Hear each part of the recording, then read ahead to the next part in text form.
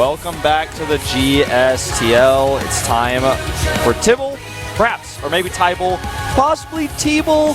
Ken will confirm. Ken will confirm. We put Ken on the case, and as soon as he will announce our player, we also know how he wants to be pronounced. Yeah, I mean, the thing is, usually, if you want to pronounce something like this with, like, Tibble, like his name was announced to us, you use two B's, but in the case of BLE, the rules get a little bit different sometimes.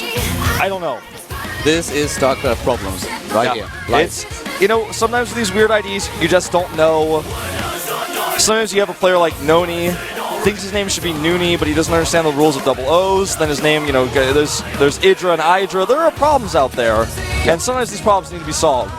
And here we have our new player. He has his escape key in red on the keyboard. So did you think his hair looks kind of like Lucira's? You should know me by now good enough that I don't really think about these things. I want to see it again.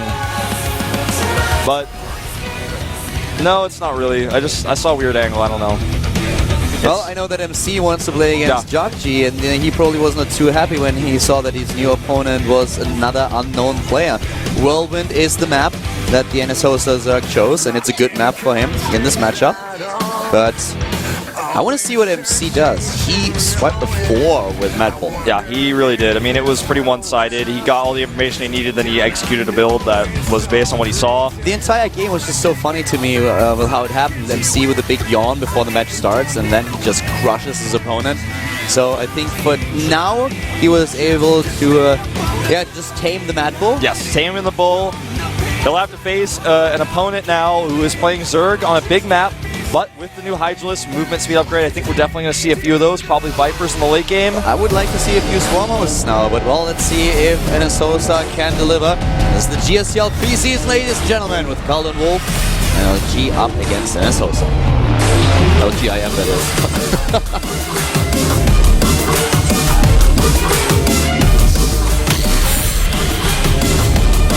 Starting to the top left, the new player for NSHoSeo in his first game in the GSL ever to play. Yes. NSHoSeo T-Ball. T-Ball. Ah, the mystery is solved. Yeah, not Tibble. Doe and I both just like locked eyes to each other at this moment. And he nodded his head and we were like, yeah, I guess so. Yeah, it turns out it's T-Ball. Everyone knows now how the guy at the bottom right is pronounced. This is a player that has been around for a long time. SKMC. Well, today, MC gets a new nickname today if he beats this guy. Because first he becomes the Matador Protoss because he takes out 2 bulls, he takes out Mad Bull, and he takes out the T-Bull. Oh my god, not MC Spider. I hate this ad MC so Spider? much. No. Oh, it's so funny. Oh my god, MC Spider. He's getting an Have you heard about MC Spider? He's famous. Wolf, I'm gonna hit you if you continue this. I hate this ad so much. It's so funny. Is it even shown on the English stream? Is that shown? Do I don't people think see so. that? I don't think so. Guys, there is this atrocious ad that we have here at the GSL, and they have this MC Spider thing. Like, the story is the spider drops on the guy and he makes this weird sweeping gesture. Look it up. I recommend looking it up. It becomes a thing and they make him famous, and I actually get aggressive when I watch this ad, and I can't believe that he's making a joke of that. I just think it's so funny I think it's so funny that you hate this ad so much. But it's like, I'm like, you shouldn't talk that way about our sponsors. The video is so funny to me. Like, it is pretty terrible, but it's so funny. But the thing is, it makes a joke about a thing that is real, and I don't really hate the ad itself. I hate that this actually happens in the world, that people get famous for no reason. No, man, MC Spider is cool. I don't know what you're talking about. Did you see the way he moved his arms? I'm going to drop a few spiders on you, my friend. I just find you first. Don't worry, I've got my spider umbrella. No, don't things like American Idol and stuff like really make you mad? Okay, this is probably a little bit of a bad example. There are actually a few artists out there who were discovered by that who have talent and are really good. But in general, most of these reality shows, I hate them. Well, they're usually contrived and fake. You actually get dumber while you're watching it. You can see your IQ drop. If there was a way to connect you to a computer and the computer displays your IQ, and then they put you in front of a TV screen where they play like 5 reality shows, you can see it drop. And the longer you watch, the more progressively your IQ drops, and at the end you're just a drooling ape. Calder, there's one word, or actually there's 2 words, but it's one show that I want to ask you if you've ever heard of. Have you heard of Jersey Shore? Dan was telling me about it, and he said like I should watch it because I would hate it. No, I haven't. And You should get into that. I was actually afraid. After what he told me, I was afraid of watching it for the same reason. Oh, MC, he doesn't send both of his zealots together here. This is going to be a problem. He's a little bit concerned about his wall, and I get that, but he's going to lose. Oh, he didn't target the probe. Yeah, he could have targeted the probe. So back to StarCraft here. I mean, this is of course now one of the scenarios where Tybal could have done a little bit more. He could have taken down the probe here. MC now has one Stalker and 2 Zealots, so he's going to be fine. Third base coming up here for NSHoSeo Zerg, who didn't take gas yet, so he's playing this gaslet right now. Ooh, this is unfortunate situation for these Lings. They weren't paying attention. This is why it's not good to text and scout. Next thing you know, Stalker's going to kill you before speed's ready. MC goes into 4 gateways here. This is a new type of opening that is basically made possible by the Mothership Core. We've seen this in the past. People usually stop doing these types of builds, but they're so much safer now with the Mothership Core that you can actually do pressure. And I feel like this is going to catch Tybal off guard a little bit if he's not ready to make a bunch of units. He just made 12 more Lings. He's going to need some spines, though, I feel, to really hold his third base, because this type of pressure is something that you never see with a Forge Fast Expand this quickly. The thing is, he doesn't have anything. It's not like the guy has gas and speed so that he can do at least a little bit against it. He needs spines. I don't think that his speed is going to be ready in time. He doesn't even have the gas to start it. Yeah. Exactly. He doesn't even have half the gas to start his speed. And this is aggression of MC that's going to do a lot. Yeah, and he actually has the Mothership Core to buffer here a little bit.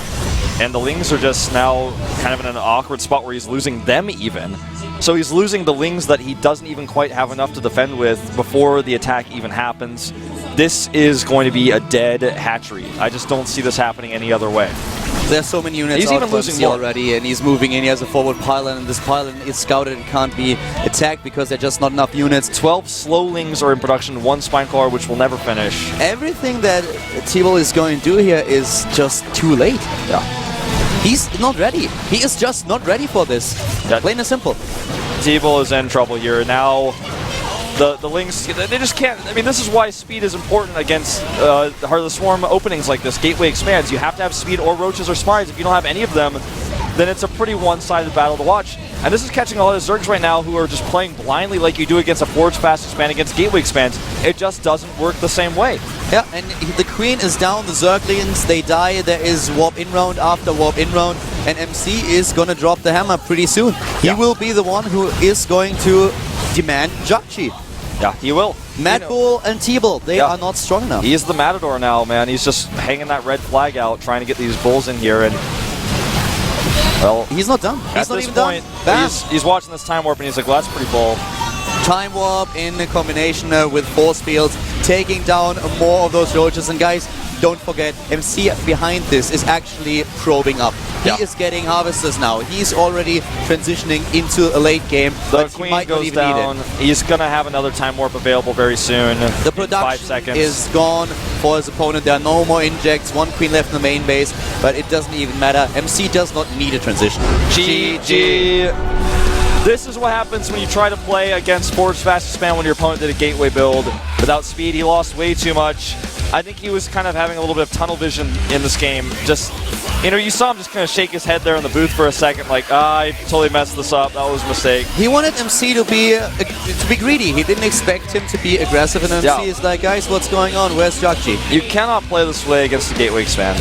And it's just... It's a textbook example of how now Gateway expands are throwing in these new attacks back like they used to be when people were doing Sentry expands all the time. And this puts NSHoSeo into a rocky position now where MC has already taken out 2 of their players. MC is getting so much momentum right now that this is actually getting really dangerous for them. And if he can take down another player, think about the lineup that LGIM has. They can do so much now. And, well, you want to give your players experience. That's what the NSHoSeo coach did, but now it's time to get serious. Yeah, it is time to get serious. I think, for me, if I had to make the choice, I'd say Tassadar and then Jakchi as my final 2 players. PvP? Yeah, because you need somebody, I think, who is at the level, who's been in the booth enough. You can't send another Tybal, right? You can't send another Tybal out right now when you're up against MC, who is just... I mean, the 2 games we saw from him are, there's not much to say about them. They were just kind of straightforward. You know what our problem right now is? What's this? Production announced him first as Tibble. Yeah. So now it's in the brain. It's in my head. And every single time I see his nickname, that's the first thing that I jump to. I think I accidentally Tyballed once in that game even. I don't know how. It just came out. I mean... Well, you want to say Tibble because that's the first thing that you heard. Then you like, try, no, that's it must not be his something ID, else. and then you try to come up with something else and it doesn't work. But well, what is going to work? It's Tassadar! your wish has been granted, Wolf. There we have him. Look He's at that curly nest on his head. It's something like I've never seen before. He must have gotten a perm, let it grow out. I have no idea. I actually think I know what's going on. Do you want to hear my theory? Yeah. He was so upset that curly-haired Coca did not play Soccer 2 anymore that he's like, okay, well, I have to make something happen. Yeah, I it's have like to remind people of Coca, and that's why he's growing his hair like this. On the other hand, I think it's actually endangering him at this point because that stuff up there is alive. It is, and you know at this point it's getting into his eyes a little bit potentially. And if you have hair getting in your eyes, that's the last thing you want as a pro gamer. Trust me, I know. And Tassadar now coming out here with a Heartless Storm experience of 70. He looks really ready, man. Seeing him on camera, though, I feel the need to go into the booth and give him my clippers and be like, dude, if you don't know how to use them, I can do that for you. I actually think Tassadar is one of those players that could fall off shape. You are getting into this, man. I've never seen you talk so much about hair before. Oh my god. What's happening to you? Is that contagious? Maybe. It's okay. Oh! Once you come to accept it, it's alright. I don't want to accept that. I can see you're actually getting a little bit nervous, like your feet are shaking. Yeah, I know. There's two players' hair that I want to cut really badly right now. The first one is Tassadar. He needs a cut. The second one is Stefano. Stefano needs... listen, I can talk about this for hours. He just needs... I need the razor. I actually go to the pharmacy and he's like, okay, well, what's your condition? I'm like, well, I started to talk about hair pretty weirdly and I want that to go away. And he just looks at me, is calling the cops. He's like, what? Yeah, I can help you with this. The solution is usually just to talk more. Talk more about hair. Embrace it, you know? No. I'm fine. Thank you. Tassadar is our next player. We have another Protoss versus Protoss. Yes. MC already tamed the Match Bull. Now he is up against a very, very old Protoss icon. This guy, you know, united the Conclave. He's known for his Sonic Storms and Carrier Micro. I don't know. I ran out of Tassadar things. I'm like, oh, what else did Tassadar do in StarCraft 1? I'm like, that was a long time ago. I'm like, he thought the Dark Templar and the High Templar should be together, I think. Phoenix was cooler. I actually think him putting the headset on was a mistake for Tassadar out of this. That stuff is starting to attack the headset. You know, here's what happens when you have long hair and you put a headset on it. Eventually it pulls at your hair slowly over time, and then eventually you have this feeling of pain because of the pulling. It's kind of like when you ride in an open car or a boat for a long time, and you stop and you touch your hair, you feel a slight level of pain. Everything that you say just makes me more happy that I shaved my head. Well, yeah, that's usually you don't feel that kind of pull with a level of hair that's this small. I need 3 minutes in the shower. GG. Okay, right there. GG. Here we go. Protoss versus Protoss. Tassadar is back here at the GSTL Pre-Season with Calder Wolf.